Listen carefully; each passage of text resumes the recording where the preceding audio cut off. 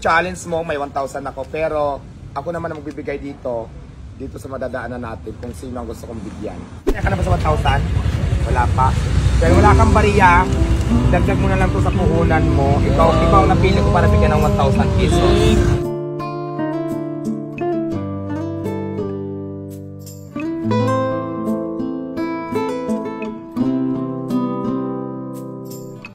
So ayan guys, pupunta lang kami doon sa may Parisan at kakain po ito si Diwata, no? Lalo na sa mga kompetensya niya.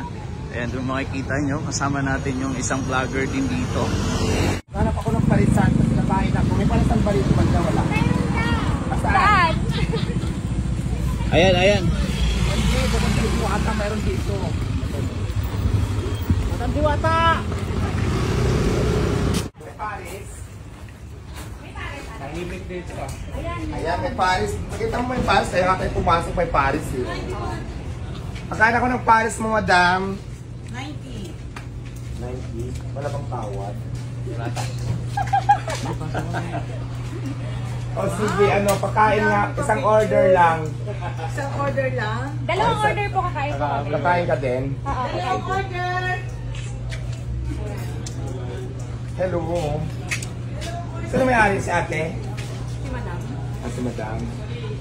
Pero dapat cart lang. Gano'ng katagal ang process natin? Okay, sige. Go, waiting dalawang order.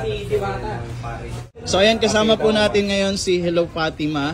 Anong masasabi mo na inaccept nga yung challenge mo na kumain sa ibang Parisan?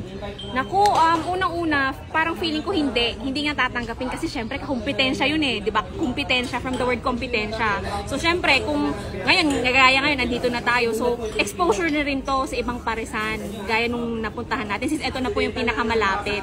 So tignan natin kung may mga pa yan, isa-challenge ako kay Madam. So abangan nyo po for the next video. Ayan. Magkano yan, Madam? 90 with rice. With rice to 90, no? Ako naman ngayon na mag-a-honest review. Ayan. Parang hindi naman ito na pag-usapan natin sa challenge. Pag-usapan natin, kakain lang ako. Kakain ka. Pero nandito na tayo sa vlog, so kailangan na natin mag-honest review, no? Yes. Masarap. Masarap yung sabaw. Manamis-namis. Na parang naghahalo ang lasang lechon paksiw at saka calderita. Charing lang, hindi masarap siya. Masarap yung sabaw. May tamis-tamis. Kasi ang Paris talaga, iba-ibang siyang version. Pero yung version ni ate dito sa kainan ko, masarap naman siya. Ibang atake naman to. Hindi siya chicharon bulaklak ha, chicharon bulakan ang gamit niya dito. Yung chicharon talaga literal na chicharon.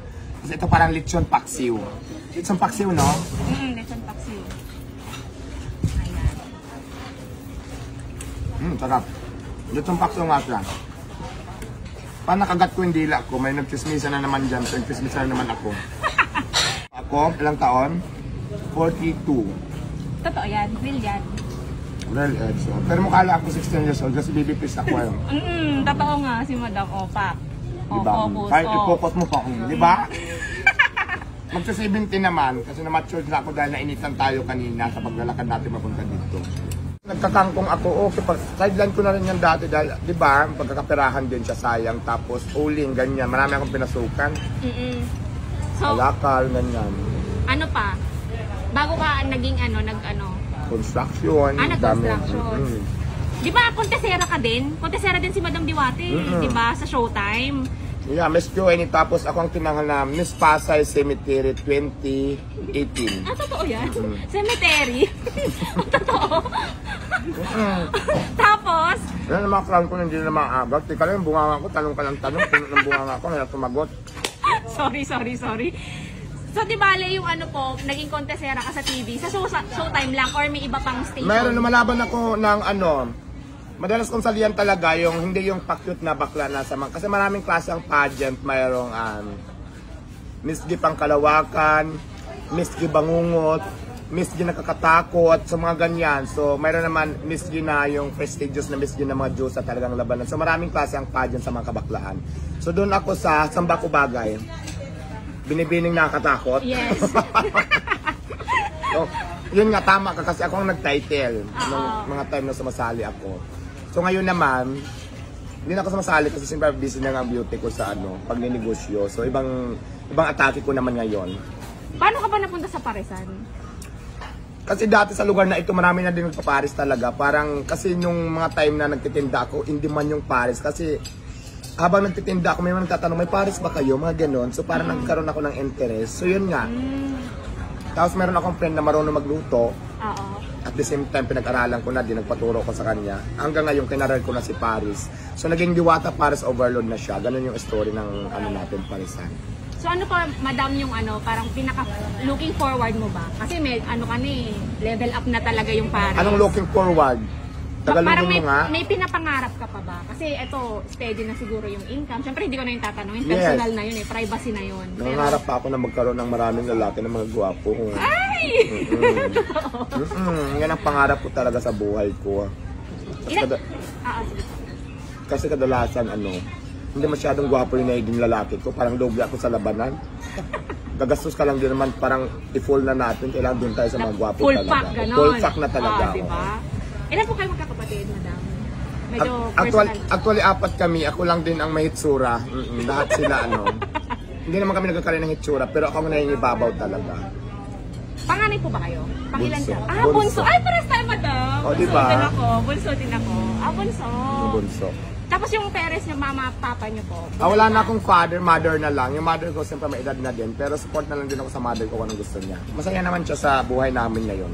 Alam niya po yung, Oo naman, yung naging magkasama kami nakaraan lang, kaya lang umuwi siya ng province. Anong probinsya mo, madam, pala? Thailander ako sa hindi nakakaalam. I'm from Thailand. Charing lang, siyempre ako Bisaya. Waray. Waray pala si madam.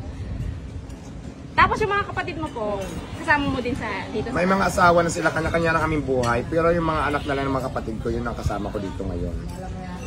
Okay. Bale, ilan na po, madam, yung tao mo ngayon sa Parisan? Marami na hindi ko na mabilang, sobrang dami. Pero okay lang, at least diba, marami tayong natutulungan. Alam mo sa lahat-lahat na kung anong gusto nyo sa buhay nyo, gawin nyo na kaagad. Huwag nyo nang patagalin. Kung may mga pangarap kayo, aksyonan nyo na kaagad. Kasi walang imposible maabot yung ating mga pangarap sa buhay kung inaaksyonan natin agad-agad. Kailan nyo pa ba aksyonan? Pag hindi na natin kaya, matanda na tayo. So kung may mga pangarap tayo, tuloy lang. Huwag susuko sa mga pagsubok at hamon ng buhay. Kasi kasama yan, habang buhay tayo may mga pagsubok talaga. Ang kailangan lang natin gawin talaga, magpakatatag, labanan, para huwag sumuko para makamit natin yung mga pangarap natin sa buhay. Since challenge accepted po sa 1K, anong gagamitin niyo dito, madam? So, itong 1,000 sa iyos, lahat, pagbalik natin dito, abangan mo kung kanino ko ito ibibigay. Siyempre doon natin ibibigay sa deserve din na para bigyan ng 1,000 pesos. Ayun, may paano si madam, may pa-surprise! Tinagat ko yung challenge mo, may 1,000 ako, pero ako naman ang magbibigay dito sa madadaanan natin kung sino ang gusto kong bigyan. Gusto nyo kumain, malapit lang to dito sa tindahan ko. Dito lang to sa Buendia Extension, pagliko mo ng Jokno Boulevard. Alampas lang ng Shell, dito mo to makikita at matatagpuan. Gusto nyo kumain dito kay Madam, masarap, may Paris din sila. At the same time, marami silang ulam na pwede nyo pagpilian. Ayan, pakita natin. So ayan, babalik na kami. At dahil nasabi niya kanina yung 1,000 na premium niya ay ibibigay din niya. Titignan natin kung kanino niya ibibigay ito. Marami ng binta. Matumal. So ayan, ngayon bibili ako ng isang. Kaya ka na ba sa 1,000? Wala pa. Dahil wala kang bariya, dagdag mo na lang to sa puhunan mo. Ikaw ang napili ko para bigyan ng 1,000 pesos. So dagdag mo yan dito dahil sabi mo wala ka pang binta para at least wala ka na problema. Mamaya may pang-yelo ka na o may pandagdag ka dito pambili ng mga ganito, ng mga ganito. So sana makatulong yan. At may konting halaga lang yan pero kailangan, diba, appreciate natin yung mga bigay sa atin ng kapwa natin. So, ayan, bigay ko yan kasi galing din yan kay Fatima. Galing yung challenge lang kasi nag-challenge accepted ako. Parang binigyan ako ng 1,000 kasi ginagat ko yung challenge niya. Pero intention ko na, ma'am, itulong ko na yung 1,000 kaya ikaw yung napili ko. Kaya congratulations, tatay.